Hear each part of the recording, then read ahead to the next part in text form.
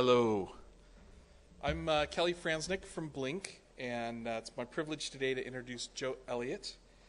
Joe holds a PhD from, in psychology. I don't know where it's from, but New Mexico State University. New Mexico State. Joe worked for IBM at the Department of Defense and has some really cool stories about drones that she'll share, not today, but if you catch her over food or beverage.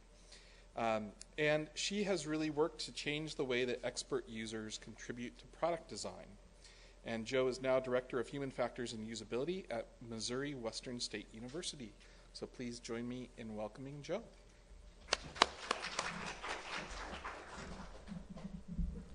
Thanks. I'm a podium clutcher, so I apologize ahead of time. Briefly, my drone research was done at New Mexico State. We had one of the first FAA-approved test centers previous to the 6 that they just named. And we were the only test center where they could test privately manufactured small unmanned aerial systems. And I had the opportunity to work with the fine folks at Fort Huachuca and some Air Force projects, and it was a lot of fun. But today I want to talk about usability testing because it seems like it's more appropriate to the audience. And I'm a researcher primarily, even though I spent some time at IBM as a usability engineer, and that's what I did for the Army. I want to say that it's an honor to be here among you. I've learned a lot, and I'm not here to tell you how to do your job. You do it very well. I'm here to tell you about something that I found in my research that may help you in the future. So users are complicated. We all know that. At the Computer Electronics Show this year, we're now in the Internet of Things. People use devices for things that are different than their original intent, and old devices are being repurposed. This is not news to you or to I. We get called in at the last minute, and still as a researcher, I do usability testing in my university lab, and we get called in to sprinkle a little usability on something, and it's ready to go. We use our best methods. Developers may or may not adopt our recommendations, but sometimes it seems like regardless of what we recommend, the products are sabotaged. And children are particularly good at it. So this problem has plagued me since I worked at IBM on enterprise software, and then at the Department of Defense testing soldiers on equipment, and now as a researcher at a university. In these jobs, most of these jobs, I work with experts like Homer, and often they're more expert than the development team who created the product. I've worked with many developers who are continually frustrated that the user did not use the product in the way that they had intended. The users are frustrated too that the developers ignore their requests and create functionalities which make new problems for their entire systems. Because in this Internet of Things, every device depends on other devices. Your flight depends on the air traffic control system, which depends on the software, radar, controllers, which also depend on air traffic control systems at other airports along your route, and so on and so forth. It's no longer one pilot and one plane. This problem of expert users and integrated systems is a problem for us all. Occasionally, expert users love the functionalities, and the development team is happy as well. In a fit of confirmation bias, often these people are claimed as the core users. I have mixed feelings about this approach, but it may not entirely be all wrong. Some users are so practiced that they don't notice poor tool design or care about new functionalities. So currently, I'm at Missouri Western, but previous to this institution, I was at a little school in Tampa, Florida called University of South Florida. And this is where I did this study. I did this study on a new social networking site. I was contacted by some local developers who wanted general usability testing. The user population in Tampa, Florida is very proficient in social network site use. I did not take this picture in Florida, but I very well could have. This is what they do between classes. They're practicing all the time. So I tested this new site. None of the users had ever used this new social networking site.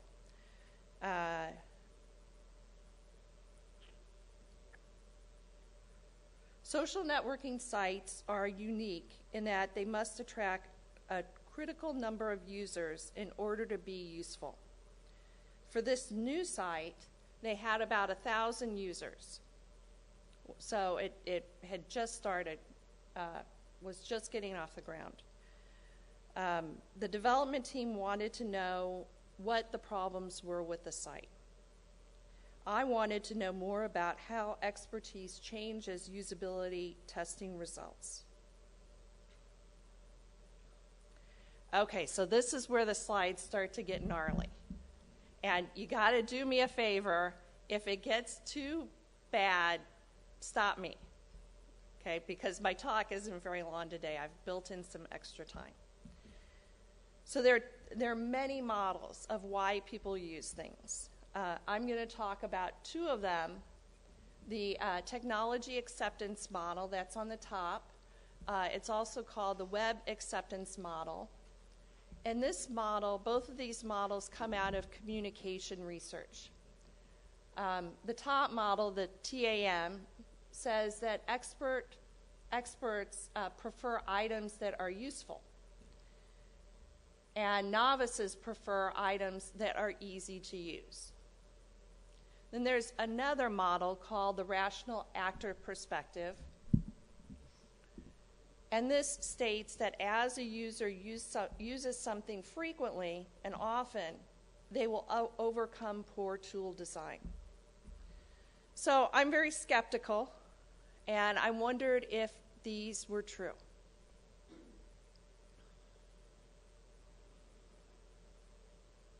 So if you put these two theories together, you get something like this, where the expert users will view usefulness different than the novice users, and the novice users will view tool design differently than the experts.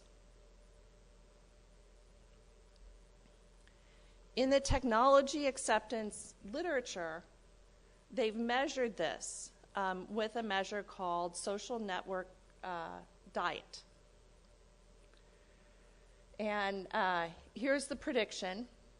People with a high diet, a high number, will see usefulness as important, and people with a low number, novices, will see ease of use as important. So this new social networking site was perfect because none of the users had ever used it, yet I had some very proficient people in the user pool.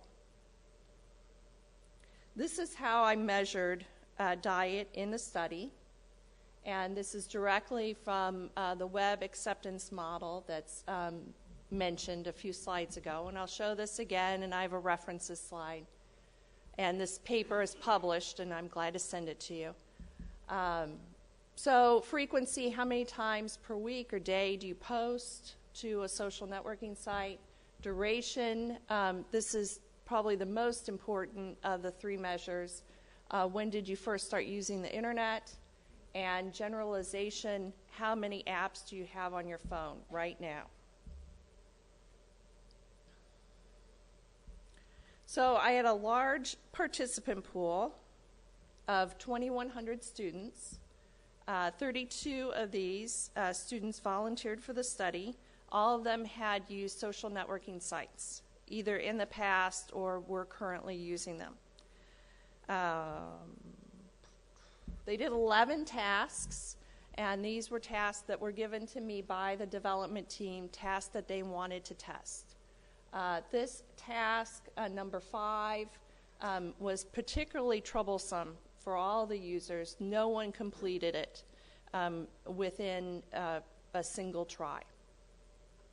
We didn't have anyone cry on this usability test. I've had that happen in the past.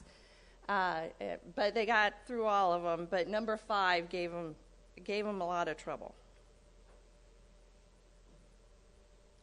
So when I looked at the demographic data, where they told me about their social networking site diet, I compared two groups according to the previous literature, and I found that there were two different groups.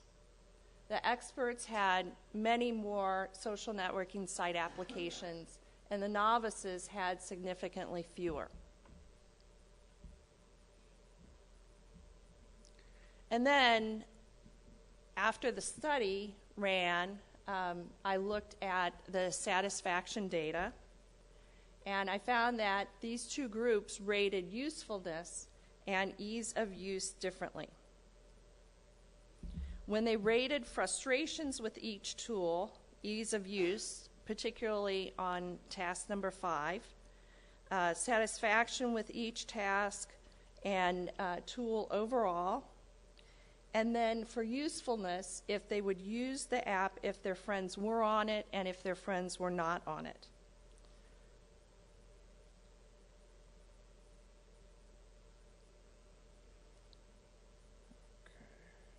So then I ran a forward regression. Being in a department where I need to get tenure and I need to publish, then I have to do the statistics.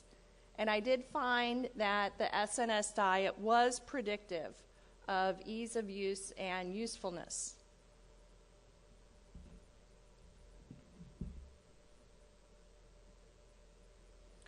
So this is what the classroom looks like from my perspective. Some of the participants seem to show a practice effect, which is not surprising, in that they were not overly concerned about the poor tool design, even when it took them several tries. But they were more concerned about usefulness. So what had created this practice effect?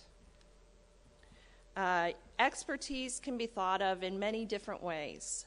You may have heard of the 10,000 hour rule or the 10-year rule that was discovered by K.A. Anderson and popularized by Malcolm Gladwell. You may be familiar with Bjork and Simon's work on varied and concentrated practice, and the older literature on associative learning that goes back to Skinner and his colleagues suggests that there is a positive transfer and stimulus generalization, and that is what may be taking place here. So how do you use this to your advantage? So it seems to work like this, according to Ellis in 1972. Everyone has an exemplar application. It could be the first app that they use, an app that they like most, or something that they use the most often. If your new application behaves like this exemplar application in terms of stimulus response, it's the more likely you are to get positive transfer. In other words, in my lab, we tested open mapping application. And I heard over and over again from users, it doesn't act like Google Maps. And that was fairly consistent between all the users that we tested. It became clear that this was their referent application. This was their exemplar. When they thought of mapping applications, they thought of Google Maps. Their mental model was formed by using Google Maps. Now, Google Maps, I'm old, so I remember MapQuest. Google Maps was not the first, but it seems to be what people use most often in that category. If you can identify the exemplar or what people use most in the category, it's a good way to start creating positive transfer for your application.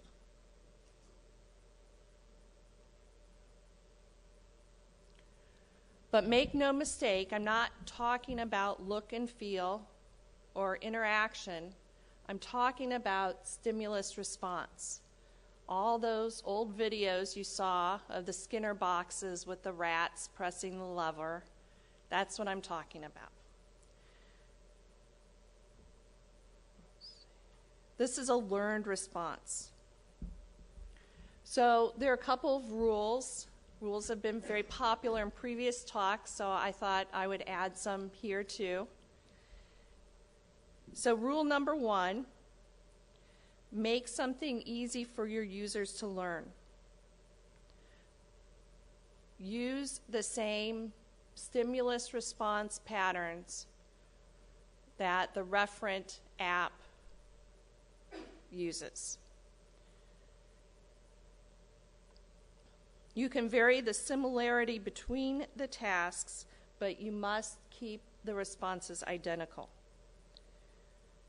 The more different applications that use the same response, the more that response will generalize across a category of apps. You'll know this because your users will tell you when they come in for testing. They'll say, this doesn't behave like X application.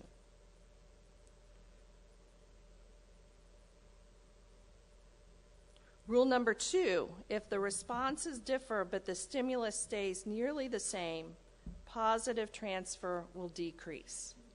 So if all the car makers put windshield wipers in different places, in each model and make of the car, there wouldn't be positive transfer.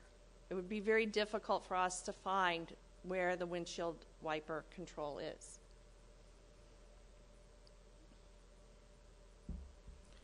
Oh, and I should go back. So these are not rules that I made up. These are rules from the old literature on learning. And there's a fine book by Ellis that was printed in 1972 that talks about all this. But generally, any book that you pick up about learning will talk about associative learning. So what does this mean for you? As users grow accustomed to responding to applications in a certain way, you should honor what they already know or risk losing them if the cost-benefit is not in your favor. It may not be worth learning a new way to use your application. They may not have enough incentive. Finally, if some of the users you test have generalized the learning, when this happens, they won't be sensitive to poor tool design issues. And here is that formula again. And there is the citation for the paper. I hope you'll use this and adapt this to your products. And please give me a citation when you do, because it helps me. My university looks and sees and thinks that I'm doing what I'm supposed to be doing. And now I'll take any questions. Yes?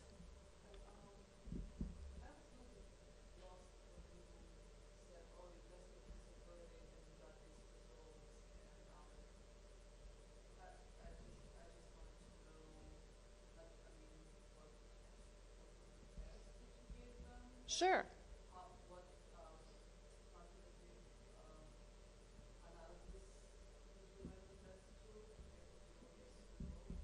Sure.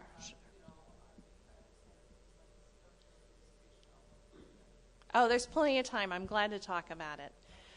So this study, as you may or may not know, it's very difficult to get usability tests published. And so this study had 2 tiers of data. It had the general usability testing data, which was the qualitative data, and some quantitative data in satisfaction ratings. And then it had the actual experiment, which was all quantitative data. So all continuous measures, age, let's see. When did they first start using the internet? So most people cannot tell you how many years they've been on the internet, but they can tell you, oh, I was in 3rd grade. So usually their age of onset is tied to some significant event in their life, like a grade level or when they got their first computer. So they're able to report the date. And we subtracted that, so 3rd grade, I think somebody's around 10 years old in 3rd grade, 10, 11. From their present age and got the number of years. And then generalization, how many applications did they have? Some of the users had up to 12 applications. And then frequency, they were able to report how many times a week or per day they used any of the social networking site applications. Now, you can take this formula and you can apply it to almost any category of apps. And I really hope that people do that because I want to see if this works past social networking sites. So did you verify or validate your original hypothesis that expert users would drive the useful versus non-users? Yes, I did. Yeah, I validated that within these 32 users. And I tested so many users because it was a mixed experiment, a mixed usability experiment and a mixed quantitative experiment. I needed enough users to make sure that I could have enough power that if there was an effect that I would be able to find it. And let's see. So I found that within that small group of 32 people that were randomly selected from a larger group of 2,100, that there were 2 groups of users. I found, and they were almost evenly split, if I remember. I should have put the numbers of how many were in each group.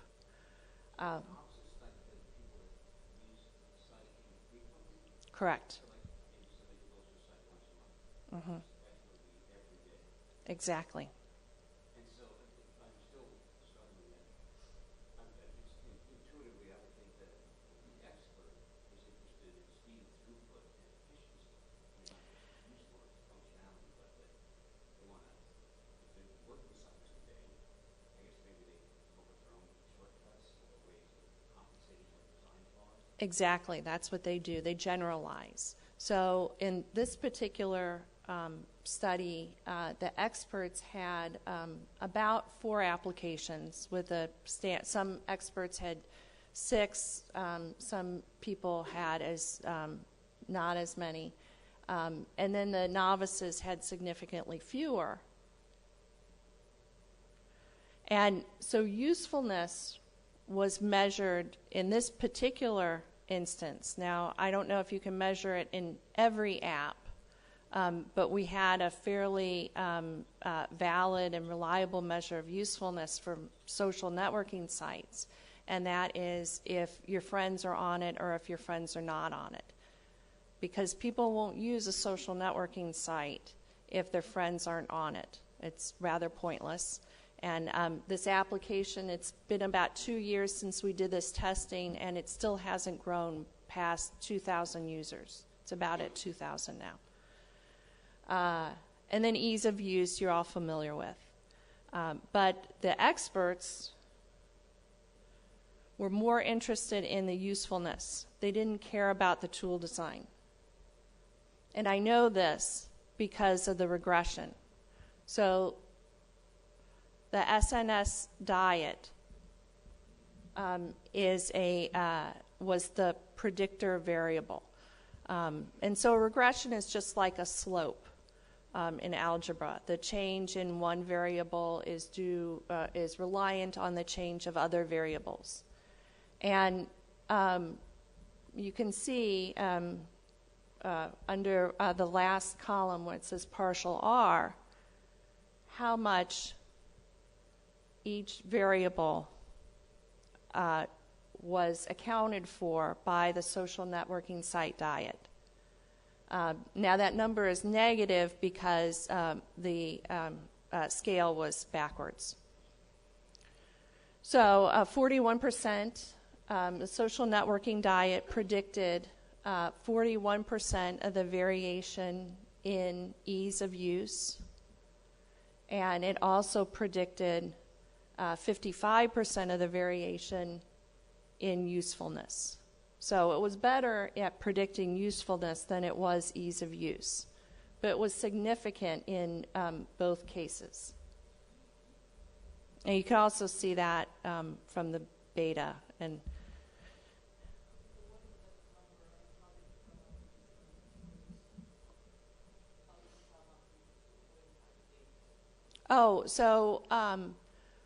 they rated things on scale. So I asked them the question, how likely were you to use this application if your friends were on it? And they rated it from 0, or I believe it was 1, not likely at all, to 5, very likely. Mm-hmm.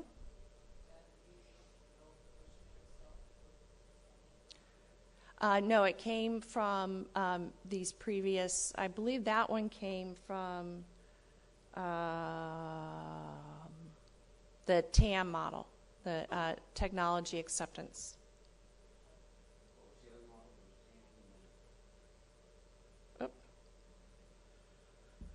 So here are the citations. Oh, but I don't have it up there.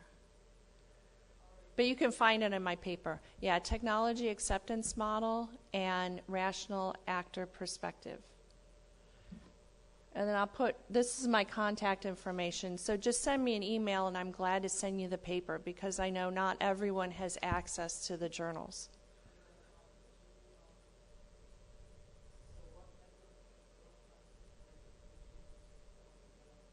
Mm-hmm. So then once I had all the numbers and all the data in, I did a regression in SPSS. So you can use any statistical package. Some people like R, which is open source. There's also another one called SAS. And then there are actually some online Java apps that will do a regression for you. Or you can do it by hand if you're sadistic and have nothing to do because it takes a while. And so when you run a regression in SPSS, it figures out the slope, the algebraic slope of the variables in correlation to the predictor variable, whatever you set as the predictor variable. And in this case, I wanted to know if this diet measure predicted either of these two numbers, ease of use or perceived usefulness. And it did. It did a pretty good job. But this, I don't know if it works out in the real world, and I hope you all will tell me if it does. Did I answer your question? Okay. Okay. Yes. You define stimulus response. Is that the user feedback or That's tricky because in the it's tricky to separate it from visual artifacts. So when you ask, I guess the best definition I would have is when you ask a user to do something. So if you're asking a user to log in, they're going to expect an area previous to that where they had set up an account. And then they'll expect a place to put in a login name and then a password, and then some sort of button that will connect them to the application. And so providing those affordances, a place to put your login name and a place to put the password and the button would be the stimulus that would elicit the response. You know, so once someone sees that, they know immediately what to do. So it triggers the mental model of how to log into an app. So another short answer would be the trigger that triggers a part of the mental model to action and elicits a particular action from the user.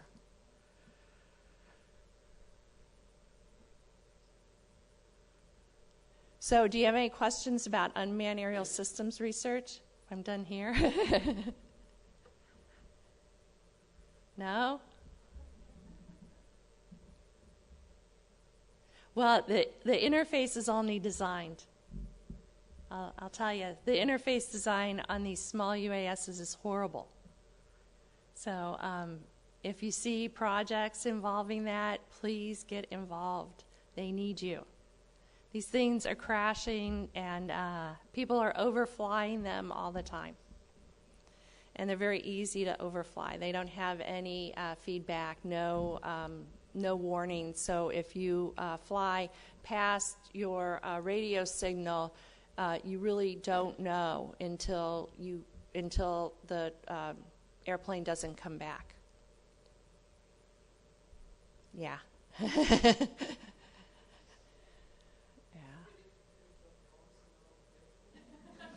Yes, that is possible, but I believe I still have a security clearance, and so I will end it at that.